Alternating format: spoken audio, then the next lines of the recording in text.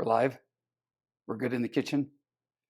All right, everybody, welcome to my kitchen. Time to put a little fire back into your kitchen. Forest fire, that is. So today we're going to make and demonstrate the classic French boule, which is that classic round loaf of beautiful French bread. But we're going to make it with Einkorn flour. So just a little quick background on why I got into baking with Einkorn flour. Earlier this year, we as a family just decided we were done with the news, we were done with social media. And I was watching a video on baking and bread, and I thought baking would be the perfect way to heal the soul and bring some joy back into our family.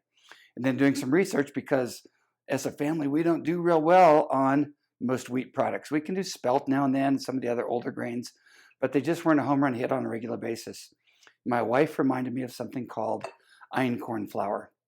And I started doing some research into Einkorn flour, and I realized that it might be the perfect alternative to baking. I'll put some notes down below on why Einkorn flour. But anyway, Einkorn has changed our ability, transformed our ability to enjoy baking and to enjoy bread. So I've been playing with a lot of different loaves of bread. This one has become our family favorite. It's easy to make once you kind of get a sense for it. Einkorn is very different from working with regular flour. So I also created my own sourdough starter, and that took a couple weeks to do. So this is my starter right here. And if I'm going to be baking every day, I keep this out and I feed it. I've done another video on your sourdough starter. But let me just show you what it's supposed to look like. Because the other day a friend of mine said, Forrest, I don't think my starter looks quite right. So when you pull it apart, you see how beautiful that is? You can see all the air in there and you can see all the growing. I fed this last night when I was making my leaven. So normally what I do when I'm getting ready to make the leaven is I take about 2 tablespoons of this out. I put it in a bowl and I add half a cup of water and half a cup of flour to it, of Einkorn flour. And then I let it sit overnight. So this is what's happened. That 2 tablespoons has turned into this overnight. Okay, so this is beautiful. This is your leaven. This is your sourdough starter, and it takes the place of yeast. Now, when I'm making mine, I don't know why I do this, but in one of my books, I read about putting a little bit of ginger in it. So I actually add about 1/8 of a teaspoon of ginger to it. You can't taste the ginger, but it's just become kind of my habit. So we're going to take our leaven, and this has, again, set overnight. I've left this out overnight because I fed it. If I'm not going to be baking in the next 24 hours, I will put this in my little jar here. This is not an airtight seal, but it's a nice little seal. And I just put this in the refrigerator, and it will keep for about a week without me having to maintain it. If I'm going to be baking on an ongoing basis, I keep it out and I feed it regularly. So we're going to take our leaven and add 1 1/3 cups of warm water. Now about 100 degrees. So 100 degrees is about how you would make baby's milk to come together. And this gets kind of sticky, the temperature baby's milk. So what I do is I just do this, I can whisk, okay? So we've got 1 1/4 cups of water being added to this. And I'll just stir here for a minute. We'll let the camera keep running while I get this done. One of the things I found when I was learning how to bake was none of this made any sense to me. So I decided I would make my videos so I show the entire process, because when it's so much of it is foreign and new to you, you want to see every step of the way. You just don't want that little wickety-quickety, that little wickety-clickety video that goes so fast. So we now have our leaven ready. We've just added the 1 1/4 cups of water. Now we need to prepare the dough. So the dough is basically going to be flour and salt plus the leaven. And we're going to need 5 cups of Einkorn flour. Now you can measure with the measuring cup, but I decided it would be fun to get a baking scale because a lot of bakers use baking scales. And it just makes it easier, because what happens is I'm sitting here stirring away and I forget which cup I'm on. But when I use this scale, and I got this one at Costco on sale for $14, I found the same thing almost at Williams and Sonoma for like $50. So you don't need this. You can use the measuring cup, but this just goes on the scale. And what's so fun about this, what's fun about it is it makes me feel like an official baker. I just hit the tare button, tare, T-A-R-E, and that tells me that we've zeroed out the bowl. I've got it set for grams, and now I need to add 600 grams of flour to this. So we can just now scoop easily. I practiced with sifting the flour ahead of time. Didn't seem to make a lot of difference.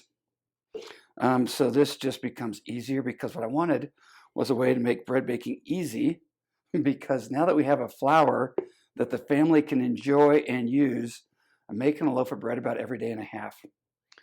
Now, some of you are going to go, that's a lot of baking. But again, for me, baking has taken the place of watching the news. I don't spend much time on social media anymore. And there we are, right at 600 grams plus a smidgen, which I don't worry about too much. And then we have to add some salt to it. So we've got our sea salt, and we need a measuring spoon. So hang with me.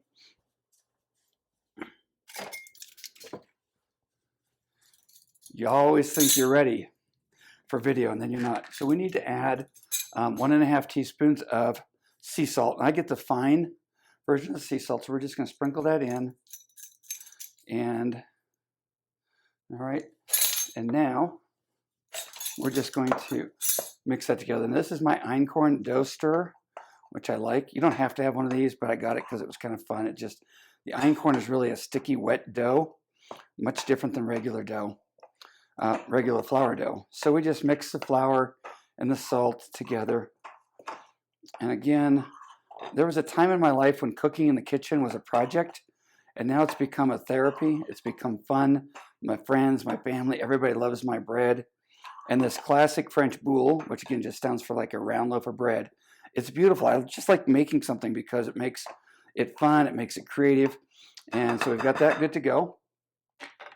And the other tool I like using is a dough scraper. You want to get a dough scraper because this little thing for a couple bucks is a win on this project. So now we're going to take our leaven and just add it to the dough. Okay. That's about it. Now we have to mix it up. So what's going to happen is we have to allow time for the Einkorn flour to absorb the moisture. So the process we're going to go through for the next hour is not so much a kneading the dough as it is we turn it, we work it, and we give the dough time to absorb the moisture. So you can see this is turning into a hot mess in here. And I don't know if it's a hot mess or not, but if you put your hands in this, they get sticky as the dickens. They get really sticky. And so once I get this started with this, okay, here's the deal. You do not want to use one of these because they don't clean out well once they're all covered with this.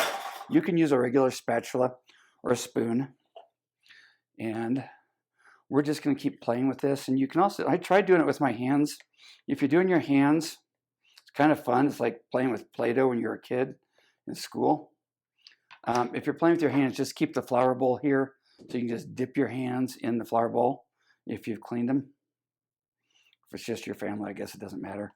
Okay, so now what I'm going to do is I'm just going to scrape this dough, and we're going to take a couple of minutes, probably not a couple of minutes, but we're just going to, found this to be really the easiest way to turn this in. And what you're noticing is it's starting to turn into dough as the flour and the water mix. And we're going to just let time take care of that process for us. So you can see it's still a very wet, moist dough.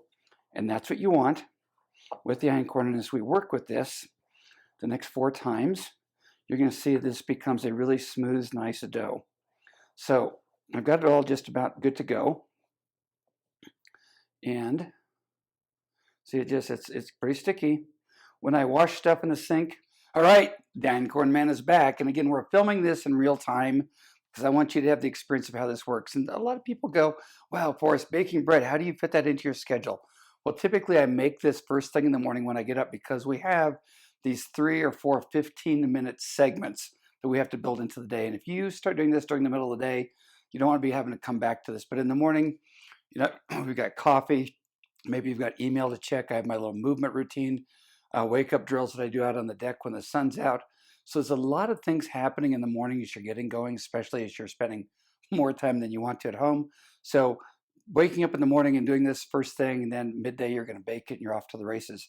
I also want to give a shout out to the folks at Jovial Foods, Jovial Foods, and Carla Bartolucci. She has been my online mentor, if you will, in learning in this process, and her cookbook is amazing. And we use all of her products. So she has been indispensable to us in our discovery process of einkorn bread, einkorn flour. That's where we order our einkorn flour from, and she's been great. So we left off, and what we did is we left our dough to simply have some time to absorb the flour, and it's still a sticky kind of mess. So we're going to take the flour. As long as your hands are clean, you're good to go. And we're just going to get a little flour out here on the countertop.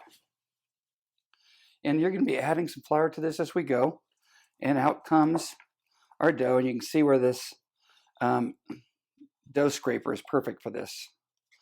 And we just now have to do a quick little, what they call turn of this. So we've got all out here. And again, sticky is okay. Moist is okay, because that's how this bread works. But we don't want to leave any behind, because nobody wants to not have their flour. So just a little flour in the hands. And I just take the bread, and let's get that out of the way so you can see this. So we're just going to kind of punch it out. And there's just enough, a little too much flour right now, but just enough so my hands aren't sticking to the dough. So we spread it out. Now I just take my dough scraper, and I fold this side in, and I fold this side in, and punch it together. Again, it's very sticky. I punch that side in, and I bring this up and punch it in, and then I just bring it all together. This has become the fun part for me, because it's learning what the bread feels like. It's learning to experience it. It's becoming one with your einkorn dough. I joke about that, but it's actually kind of fun. You know, this whole process of baking and enjoying cooking has been so good for our family, for our community. And I just take this now, you can see, and I just work it a little bit here. And we just work it around, and we're working all those folds in. And you can see that if you come in a little closer here, you can see that we're getting a nice smooth. It's still sticky. All right, we still got flour in our hands. But I just turn it a few times to bring it all together. And then we have our bowl again. Does not need to be cleaned. And guess what? This goes back in here, just like that. We're going to set the timer again for 15 minutes. We're going to let that rise, and we have to do that a total of 3 times. So this is time 1. We're going to do it 2 more times, and then it's going to rise for 8 hours. So again, let bread baking, let cooking be something you add into your lifestyle now. You have had so much taken away from us this last year, attempted to be taken away from us. And I just said, hey, my family, my job is to help hold the community together, to bring this together. And so baking has been a great unifier for friends and family. It's brought joy into our lives, and having einkorn flour so that most of our gluten intolerant friends can enjoy bread, pancakes, waffles, cookies, muffins. Einkorn has let people who have not been eating flour for a long time enjoy bread. And bread is a great comfort food. It's got a lot of the nutrients that are very helpful when you're dealing with stress, anxiety, and depression, but you needed one that doesn't trigger the gluten intolerance issues. It is not going to work if you've got celiac, but we're finding it for many of our clients, family, and friends who have gluten issues, including us, that this works really well. So we're going to be back in 15 minutes, and I'm going to take this 15-minute break to do my second favorite therapy. I'm going to go out and sit on the porch in the sun. I'm going to just close my eyes and breathe and relax. All right, we're back in real time. We just had a 15-minute break. Now, I want to remind you guys of a couple of things. I want to talk to you about the flours, but let's always remember that we need to think through our timing on making bread, all right? So if I want to make bread today, I need to have last night made my leaven, which means that yesterday, sometime during the day, I needed to have taken my starter out of the refrigerator so it had time to warm up, be ready to be converted to leaven. So that's a yesterday process.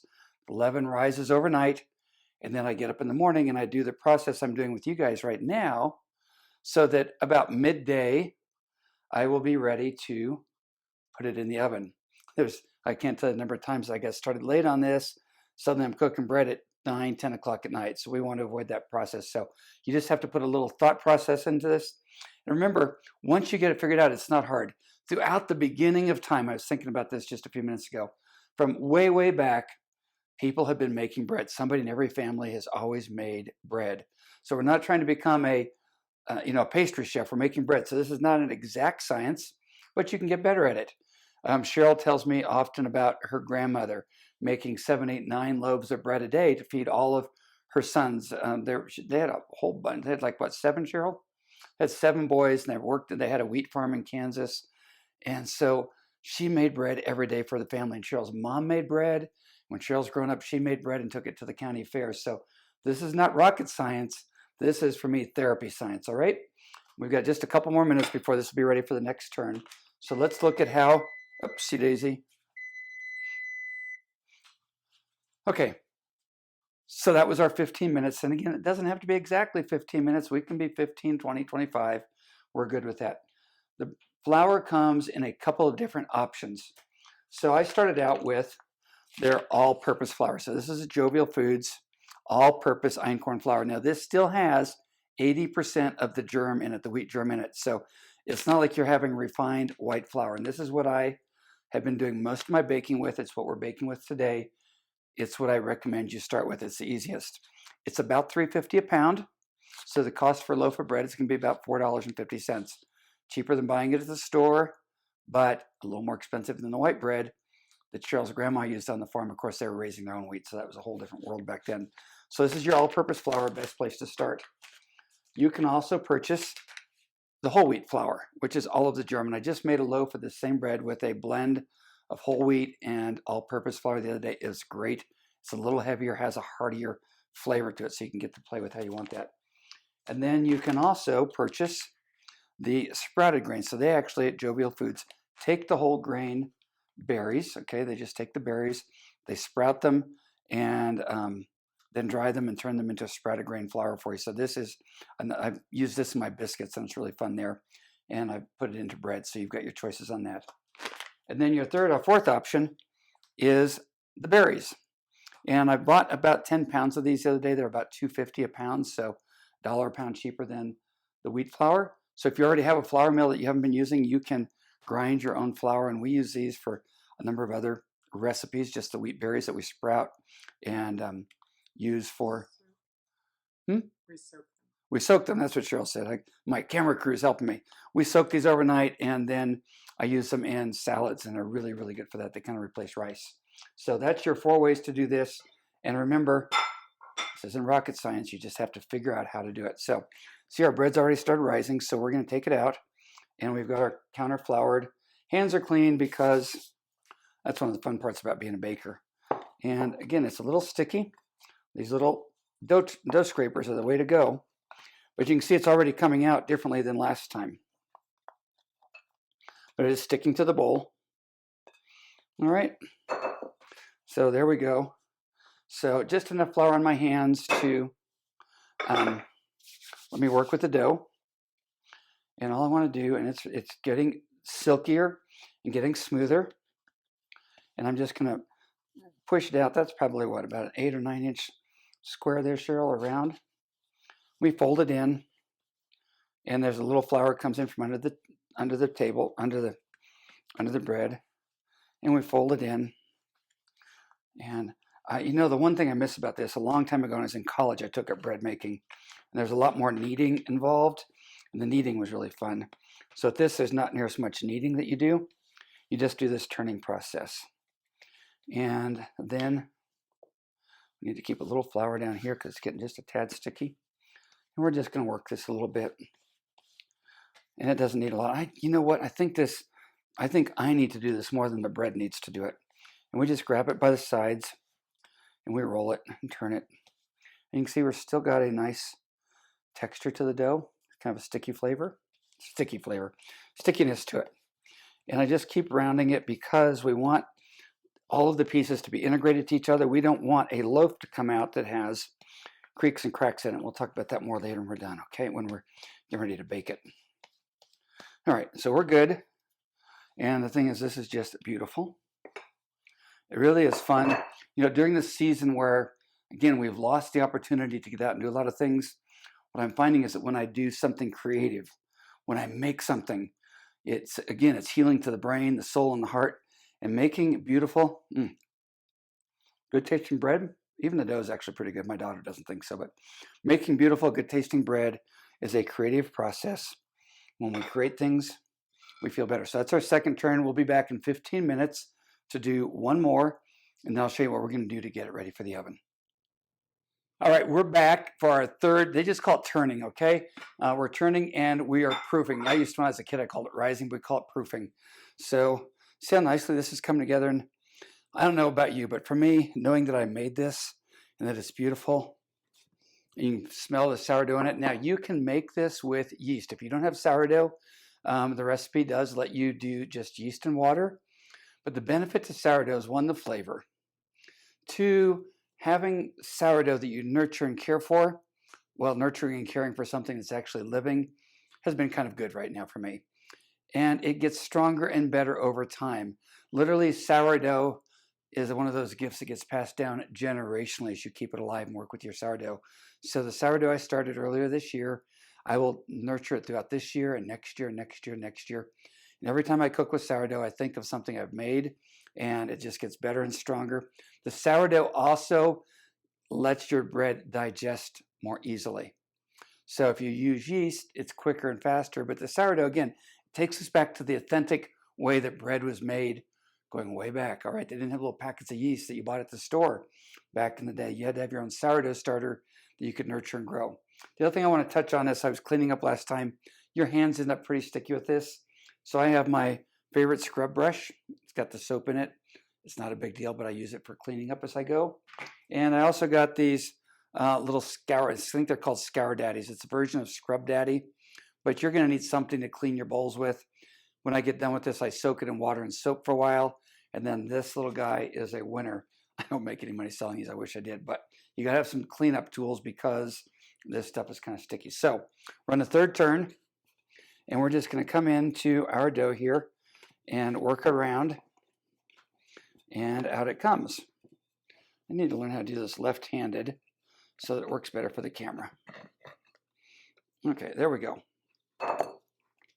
And again, just a little bit of flour on the hands makes the Einkorn bread work. You know, my favorite song, one of my favorite songs of all times, was The Candyman Can, because he mixes it with love and makes the world go around. So with Einkorn bread, we call it the Einkorn Man Can, because he mixes it with love and makes the world go around. So every time I make this bread, I think of making the world a little bit better, one loaf of bread at a time.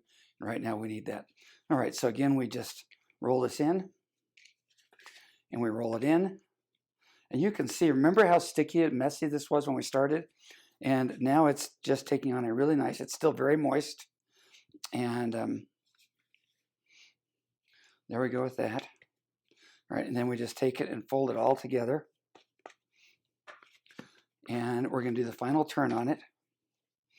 All right, so now I'm just going to take this and turning it, and you'll turn it, and it's going to get a little sticky on the countertop here, and that's what it's supposed to do, because it starts grabbing, and I want the top to be nice and smooth, because when we cook this, we don't want it to have like crevasses in it, so when you cut it, it breaks itself to parts. So the better you get at this, the smoother this becomes.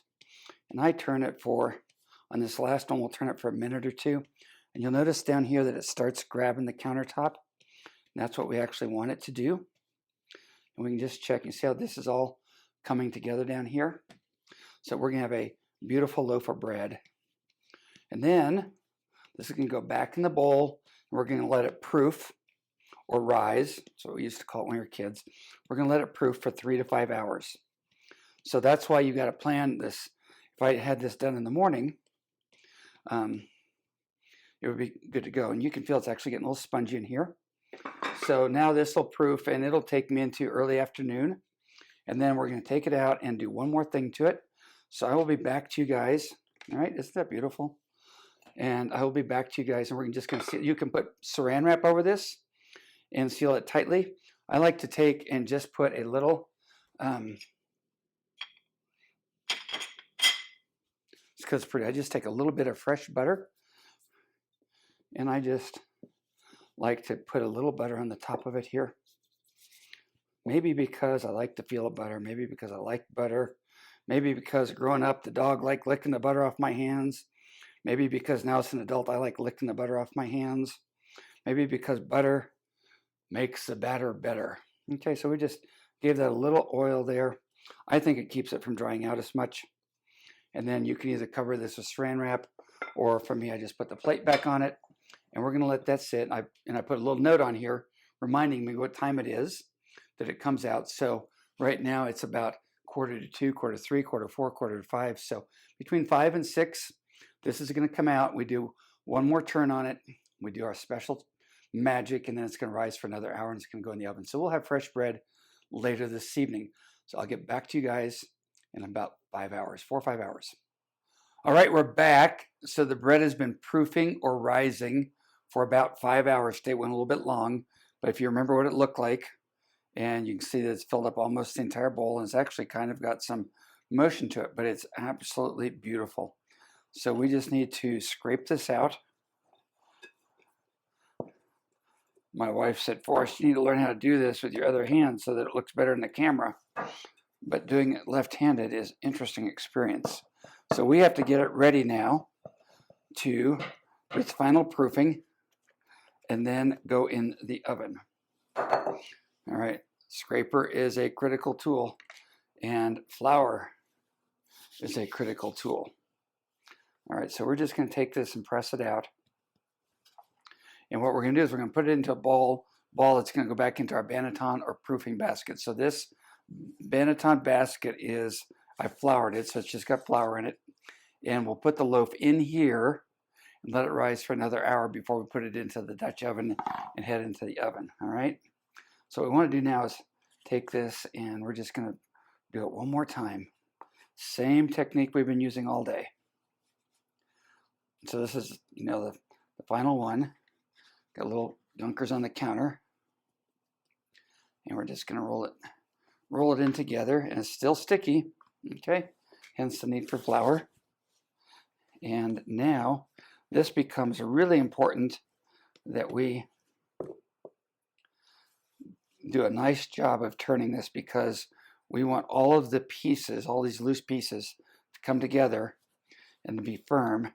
Because what happens if we don't get this part done right, it'll still come out great, but when you go to cut the bread, it's going to be like it's going to have layers of bread. So instead of having a nice, beautiful loaf of bread, you're going to have a great tasting bread, but it's going to have little places, and you cut it and it'll fall into a couple of different pieces. That's the part I'm still working on getting good at, but the more you play with this bread, and we may have to proof this not proof it, but turn it for a couple minutes, because what we want is for it to get so it's pulling down here. And you can see when I turn this, okay, it's starting to pull on the bottom when we actually want it to do that pulling down there. Okay, so as I turn this, it's starting to grab. And again, we've generously floured the floor, the tabletop, in my hands. And we just want this bread to be in a nice shape and format when we put it into our banneton basket. And then from there, it's going to rise for about another hour. And I can feel it as I'm turning it. I can feel it catching on the ground. So we're just going to give ourselves a nice, beautiful looking loaf of bread. And everything looks great down here. Open here at the top. But that's going to fill out okay, because this is going to rise up and fill the top of our basket. We're just going to take a linen cover and put the linen cover over the top of this to keep it great. Now what's going to happen is when we turn it out and put it into the Dutch oven, we're going to turn it over. So this part on the top will actually be on the bottom again. So this is going to sit for like another 60 minutes. We're not going to let this one go too long. And I've got the oven heating to 450 now. All right, and I'll actually turn it up to 500. I'm going to put the Dutch oven in there, turn it up to 500 so the oven gets hot and steamy. The lid's going to be on it.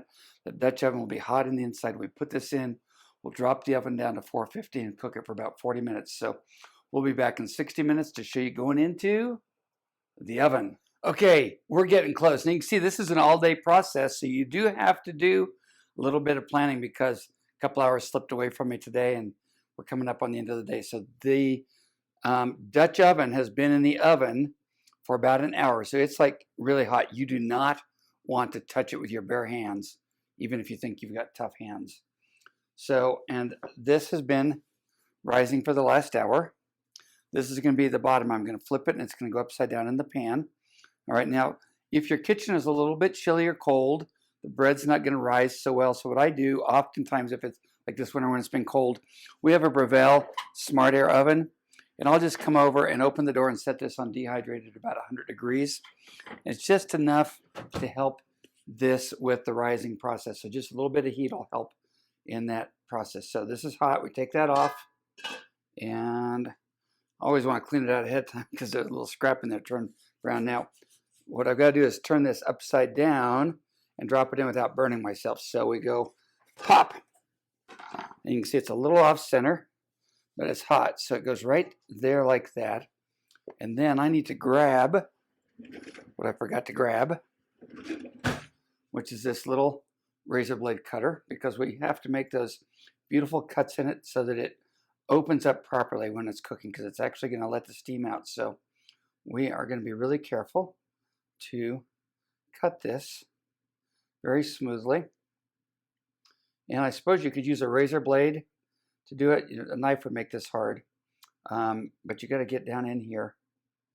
And don't be afraid to make those cuts, because if you don't make them, it's going to make its own.